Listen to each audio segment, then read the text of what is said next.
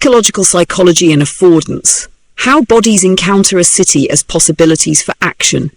Imagine a street corner. At the edge of the sidewalk is a 15-centimetre curb. Conventional urban analysis describes it through height, width, material and condition. It can be measured, photographed and placed on a technical drawing. Now watch people encounter it. An adult steps down without slowing. A small child sits before lowering both feet. A cyclist lifts the front wheel. A parent tilts a stroller backward. A wheelchair user stops and searches for a lower point. An older pedestrian reaches for a signpost. Someone pulling a suitcase moves into the road because a parked vehicle blocks the direct route. Physically, the curb is the same object in every case. Behaviourally, it is not the same environment. For one person, it affords stepping. For another, sitting. For another, lifting. For another, it does not afford independent passage at all. These possibilities belong neither to the concrete alone nor to the person alone. They emerge through the relationship between environmental properties and capacities for action. That relationship is the starting point of ecological psychology. The word ecological can be misleading. Ecological psychology is not simply the psychology of parks, trees, or environmental concern. It is ecological because it studies organisms in relation to their environments. Its basic unit is not an isolated mind receiving information from an external world. It is a perceiver acting within a structured environment. James J. Gibson developed this approach most fully in The Senses Considered as Perceptual Systems in 1966 and the ecological approach to visual perception in 1979. Many psychological theories begin with a separation. There is a physical world outside and a mind inside. The senses receive incomplete inputs and the mind must interpret or reconstruct them before meaningful perception becomes possible. Gibson challenged this starting point. He argued that perception should be studied at the scale at which organisms actually live and act. People do not perceive streets as passive cameras. They move their heads, change position, approach objects, touch surfaces, adjust speed and look around obstacles. Movement generates information. Perception guides action, while action produces new perceptual information. This relationship is sometimes called organism-environment mutuality. An organism is always an organism of some environment, and environmental properties become behaviourally meaningful in relation to forms of life capable of acting within them. The ecological approach therefore asks different questions. Instead of asking only how a person forms an internal representation of a staircase, it asks how the staircase is perceived as climbable, difficult, or impossible. Instead of asking how a pedestrian mentally calculates every vehicle trajectory, it asks what information allows a traffic gap to be perceived as crossable. Instead of treating a sidewalk as geometry alone, it examines how its surfaces, slopes, widths, edges, and obstructions support or constrain locomotion. Gibson's theory is associated with direct perception. Direct does not mean instantaneous, infallible, or independent of learning. It means that structured environmental information can specify meaningful properties without first being converted from meaningless sensations into a mental reconstruction. Consider approaching a doorway. You normally do not calculate the opening in centimetres and compare it with a numerical model of your shoulder width. You perceive whether you can pass directly, must turn your shoulders, or should stop. Ecological psychologists ask what information makes that possible. Gibson used concepts such as the ambient optic array, optic flow, and invariance. Optic flow is the patterned visual change produced as an observer moves relative to the environment. Invariants are stable relationships that persist within that change and provide information about environmental layout. The urban lesson is straightforward. Streets are encountered through movement. A plan or photograph may conceal what becomes obvious when someone approaches a crossing, turns around a parked vehicle, or tries to pass through a narrow opening. This is why ecological observation cannot rely only on static images. People also act in order to perceive. A pedestrian leans forward to see around a vehicle. A person touches a railing before placing weight on it. A cyclist changes position to inspect a damaged surface. Someone slows down to judge the depth of a puddle. These are exploratory actions. They generate information that regulates what happens next. Perception and action therefore form a continuous loop. Exploration produces information. Information guides action. Action changes the observer's position and generates new information. This brings us to Gibson's most influential concept, the affordance. Gibson developed the term from the verb to afford, meaning to provide or make possible. An environment affords actions to an organism. A surface may afford support, a gap may afford passage, a ledge may afford sitting, a branch may afford climbing, a shaded edge may afford comfortable waiting. An affordance is not the same as an object. A bench is an object. Sitting, lying down, standing, placing a bag and watching other people are actions it may afford. Nor is an affordance identical to intended function. A low wall may not have been designed as seating, but people may use it as seating every day. A formal seat may be designed for sitting, yet remain unused because it is wet, exposed, or uncomfortable. Affordances are also not reducible to physical properties. Height, width, rigidity, and texture can be measured. Whether those properties afford stepping, rolling, sitting, or passing depends on their relationship with the actor. Later theorists refined the concept in different ways. Thomas Stoffregen argued in 2003 that affordances are properties of animal environment systems rather than of either component alone. Anthony Chemerow described them as relations between environmental features and abilities.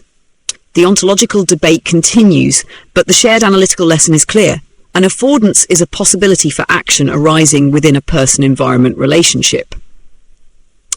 Whenever we describe something as walkable, climbable, reachable, usable, or crossable, we should therefore ask for whom, under what conditions, with what skills and equipment, while carrying what, while accompanying whom, and with what degree of effort, comfort, and reliability.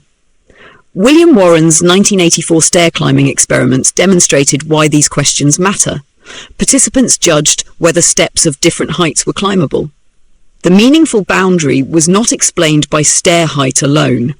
It depended on the relationship between riser height and the participant's leg length.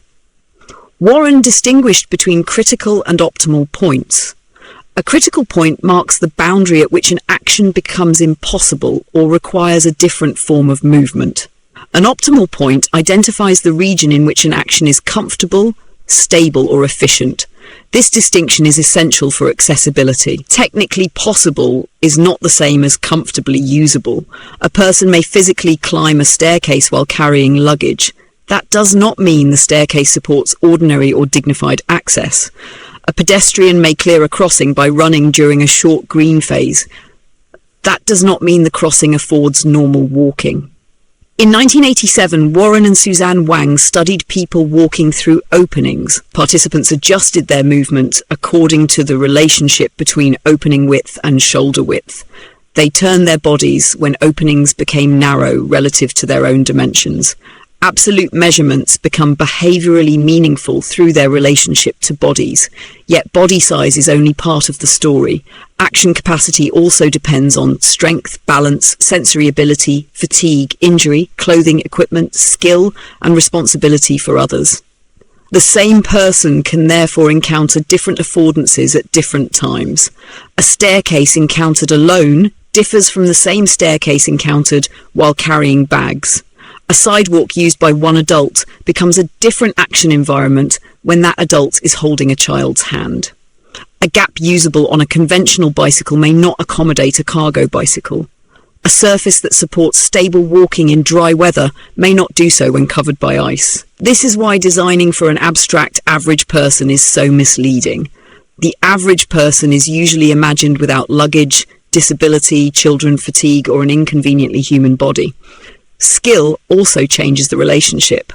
In Principles of Perceptual Learning and Development, published in 1969, Eleanor J. Gibson described perceptual learning as increasing attunement to useful environmental information. People become better at detecting distinctions that matter for action.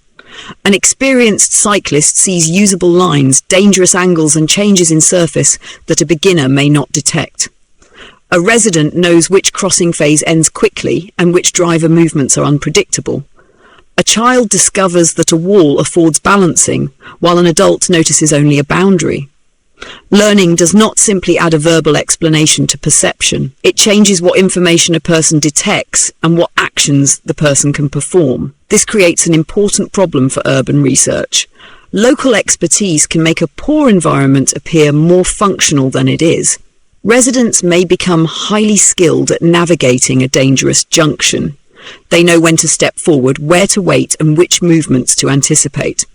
A visitor, a child, or someone with a different mobility capacity may reveal the design failure more clearly.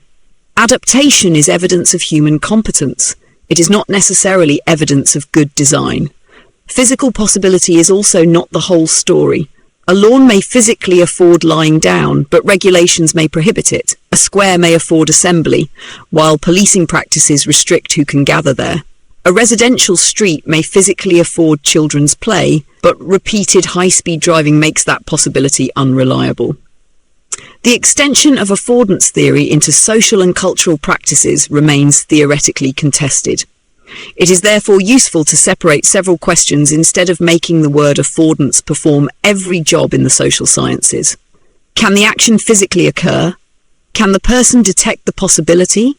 Does the person possess the practical capability to act? Is the action permitted or socially accepted? Is it relevant to what the person is currently doing? And is it actually performed?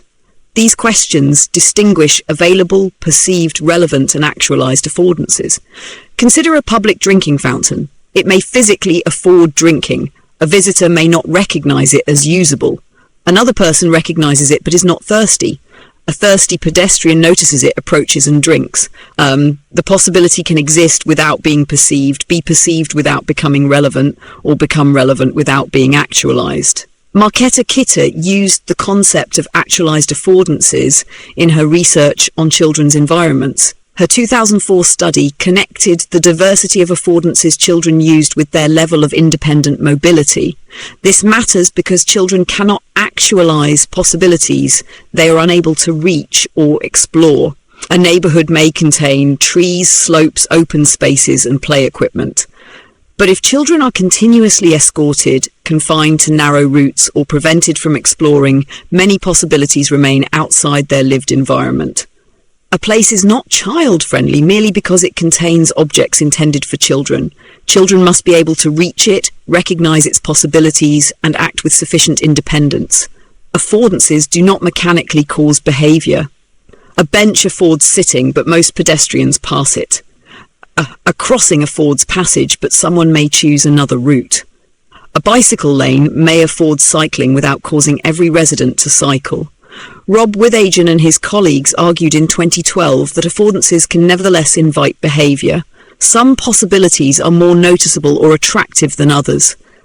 A shaded bench on a hot day invites sitting more strongly than an identical bench in direct sunlight. A wide, visually open road may invite faster driving. A gently curving path may invite continuation. Eric Rietveld and Julian Kuyverstein later described a rich landscape of affordances shaped by skills and socio-cultural practices. Within that landscape, some possibilities become especially relevant to a person's current concerns and solicit action. A mailbox may remain unnoticed every day until someone is carrying a letter. This produces a probabilistic model of urban design. Design changes the distribution of possibilities, invitations, constraints, and effort. It makes some actions more likely without treating people as remote-controlled furniture. Affordance is often confused with another concept, the signifier. Donald Norman popularized affordance in product and interface design. He later clarified that designers frequently need to communicate where and how an action should occur. In his 2008 essay Signifiers, Not Affordances, he called such perceptible cues signifiers. The affordance is the possibility for action. The signifier communicates a possibility or an intended action. A door handle signifies pulling. Tactile paving signals a route or boundary. A bicycle symbol communicates the intended use of a lane. A change in paving may mark the beginning of a pedestrian priority area. Good design aligns affordance and signifier. A crossing is physically usable, and its geometry, markings, and signals make the route understandable. Bad design separates them. A wheelchair symbol signifies accessibility, while a curb prevents passage. A sign announces a bicycle route, while the route disappears at the intersection. A green pedestrian signal communicates permission, while turning vehicles create continuous conflict. The sign says yes, the environment says good luck. Harry Heft's 1988 work on children's environments shows how affordance thinking can change environmental description. A conventional inventory records objects: tree, path, wall, slope, bench, and body of water. A functional inventory records supported actions: climbing, hiding, balancing, running, gathering, carrying, constructing, sitting, and observing. Two parks may contain the same number of trees, benches, and paths while supporting very different ranges of behaviour. One tree has low branches and accessible ground, another is fenced off. One wall is broad and shaded, another is narrow and uncomfortable. Formal similarity does not guarantee functional similarity. This perspective also reveals that urban design distributes possibilities politically. A curbside lane may afford parking to a driver, boarding to a bus passenger, cycling to a rider, deliveries to a shop, and emergency access to responders. Giving the space to one activity expands some affordances while constraining others. A continuous carriageway provides continuity for drivers. Repeated pedestrian signals distribute interruption to walkers. A curb extension constrains high-speed turning while improving visibility and shortening the distance pedestrians must cross. Constraints are not automatically negative. Nearly every design intervention constrains some actions in order to support others. The relevant questions are therefore not only, what does this place afford? We must also ask, for whom, at whose expense, with what reliability, and under whose control.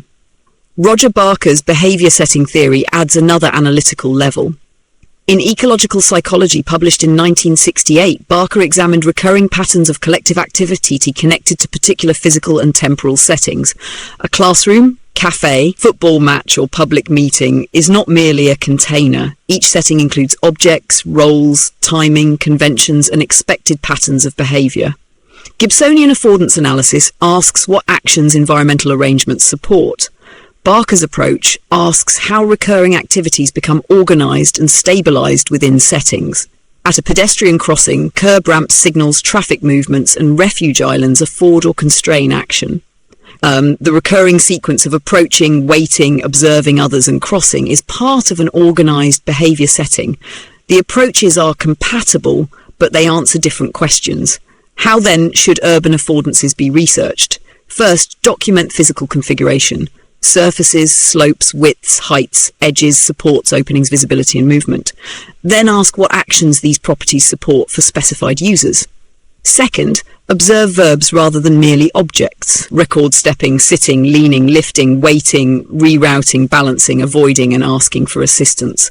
These behaviours show which affordances are actualised and where constraints repeatedly appear.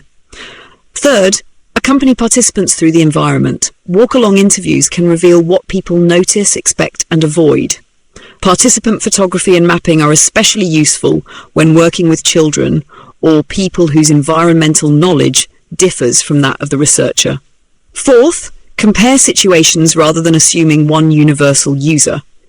Examine the same route while walking alone, pushing a stroller, using a wheelchair, carrying luggage, cycling, or accompanying children. These simulations can generate questions, but researchers should not pretend that briefly pushing a stroller or sitting in a wheelchair gives them another person's full experience. Strong claims require direct participation from the people concerned. Finally, observe changes over time. A new curb ramp, bench, barrier, signal phase, or protected lane creates an opportunity to compare behaviour before and after intervention. Throughout this research, four things must remain separate: what the environment physically supports, what the researcher assumes it supports, what users perceive, and what users actually do. The major analytical mistakes follow from collapsing these distinctions. A bench is not itself an affordance. Intended function is not the same as possible use. A signifier is not the same as a physical possibility. An affordance does not determine behaviour, and no claim such as crossable, reachable, or accessible is complete until the actor and conditions are specified. When affordance expands to mean opportunity, motivation, emotion, regulation, culture, and behaviour simultaneously, it stops clarifying anything. One concept cannot be expected to carry the entire city on its back. We can now return to the street corner. The curb is still 15 centimetres high. That measurement remains important, but it is no longer a complete behavioural description. We now ask what the curb allows different bodies to do. We distinguish technical possibility from comfortable use. We notice exploratory movements such as leaning, testing and scanning. We identify signifiers that communicate where movement is expected. We examine rules and conventions. We observe adaptations when the intended route fails. The ecological approach therefore changes the unit of urban analysis. A city is not simply a collection of objects. It is a material environment encountered through bodies, skills, activities and social conditions. The material world remains real and shared, but its behavioural meaning is relational. The final question is not simply, does this street contain a sidewalk, crossing, bench or ramp? The better questions are, what can different people reliably, comfortably and legitimately do here? What actions are invited? What actions are constrained? Who can continue independently? Who must stop, lift, wait, reroute or ask for assistance? What does the environment communicate? And what must each person do next? That is the ecological way of seeing a city. A curb is no longer simply a curb. A painted line is no longer simply paint. A bench is not merely furniture, and a traffic signal is not merely a technical device. Each participates in a relationship. Each changes what somebody can perceive, attempt and do next. Viewed ecologically, the city is a landscape of possible actions. Selected original works cited Barker, Roger G., Ecological Psychology, Concepts and Methods for Studying the Environment of Human Behaviour. Stanford University Press, 1968. Book record, please open your app to see this link. Chemero, Anthony, An Outline of a Theory of Affordances. Ecological Psychology 15, Number 2, 2003, pp. 100-195. Original article, please open your app to see this link. Gibson, Eleanor J., Principles of Perceptual Learning and Development. Appleton Century Crofts, 1969, library record, please open your app to see this link. Gibson, James J., The Ecological Approach to Visual Perception, Houghton Mifflin, 1979. Publisher edition, please open your app to see this link. Heft, Harry, Affordances of Children's Environments, A Functional Approach to Environmental Description. Children's Environments Quarterly 5, Noma 3, 1988, pp. 29-37. Original article, please open your app to see this link. Kita, Marketa, The Extent of Children's Independent Mobility and the Number of Actualized Affordances as Criteria for Child-Friendly Environments. Journal of Environmental Psychology 24, 2004, pp. 179-198. Original article, please open your app to see this link. Norman Donald A. Signifiers, Not Affordances, 2008. Authors discussion, please open your app to see this link. Rietveld Eric and Julian Kuyverstein, A Rich Landscape of Affordances. Ecological Psychology 26, number 4, 2014, pp. 325-352. Original article, please open your app to see this link. Stoffregen, Thomas A. Affordances as Properties of the Animal Environment System. Ecological Psychology 15, number 2003, p. 115-134. Author's institutional record. Please open your app to see this link. Warren, William H. Perceiving Affordances, Visual Guidance of Stair Climbing. Journal of Experimental Psychology, Human Perception and Performance 10, number 5, 1984, pp. 683-703. Original article record, please open your app to see this link. Warren, William H. and Suzanne Wang, Visual Guidance of Walking Through Apertures, Body-Scaled Information for Affordances. Journal of Experimental Psychology, Human Perception and Performance 13, number 3, 1987, pp. 371-383.